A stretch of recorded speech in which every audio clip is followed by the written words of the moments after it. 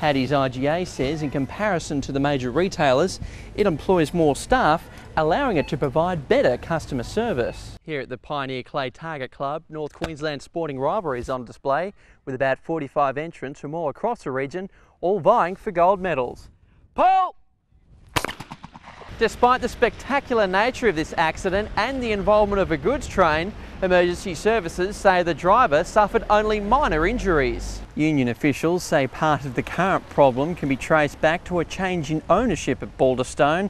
Around a year ago, the construction company was bought out.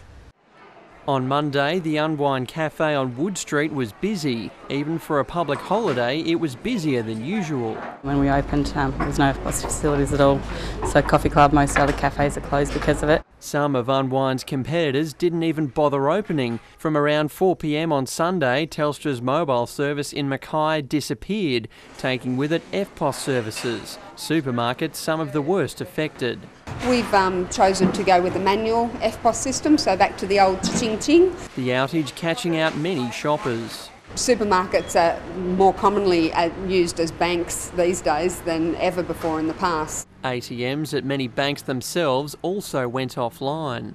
With the Telstra outage disrupting EFTPOS and credit card services, Mackay people made a mad dash to the few ATMs left operating so they could withdraw much needed cash. Last year I heard that Suncorp had a telephone outage because they had Optus, and I thought, well, I know Suncorp have Optus, so I'll come down here to see if their ATM's working. I've got $20 in my wallet. We have to go all the way to Cloncurry still.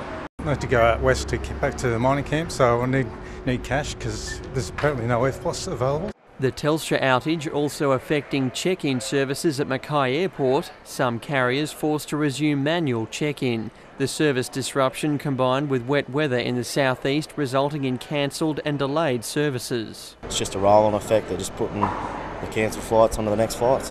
That's just been cancelled now, so I'm back in line now and see if I can get on to the next one or the following one or the following one. Many Telstra services in Mackay resumed Monday afternoon, around 24 hours after they were cut. Jesse Robilliard, Win News.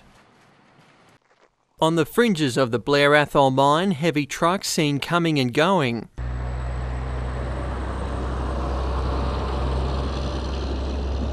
But not much work went on from mid-morning, the mine throwing a party for workers as the final shift wrapped up, the nearby Clermont community aware of the significance. I imagine there's a bit of sadness, Blair Athol has been involved in the town here for a long time, 28 years to be exact. Rio Tinto says over that time almost 250 million tonnes of thermal coal was dug up. Blair Athol was due to stay open for several years yet. The current coal price slump forced a change to the timetable. Unions have described today's closure as disappointing for the workers involved. As of today, 3 mines have been closed in the Bowen Basin in the past year.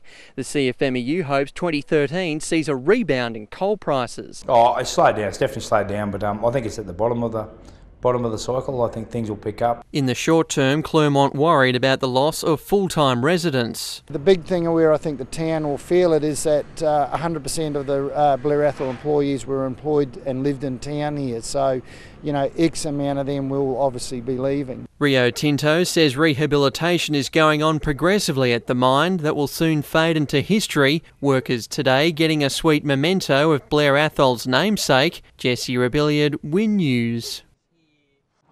With such a big field, there was room for boats both historical and those on the cutting edge of technology. There are several categories being fought out. In the IRC Class A Grand Prix division, Wild Oats 11 recovered from a poor start to win the opening Lindeman Island race. We got a big break just after the start and really that was the end of the race right there.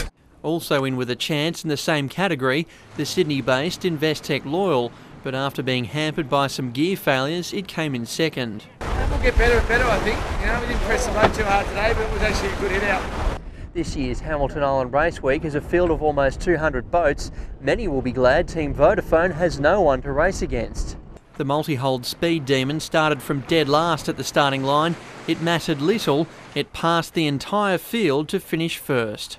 We're happy where we're starting, and it's been on the same racetrack as Wild Oats. It's really good boat, and if we can match them or go a little bit quicker around the track, it's good. It's fun yachting. Hamilton Island Race Week continues until Saturday. Jesse Robilliard, Win News.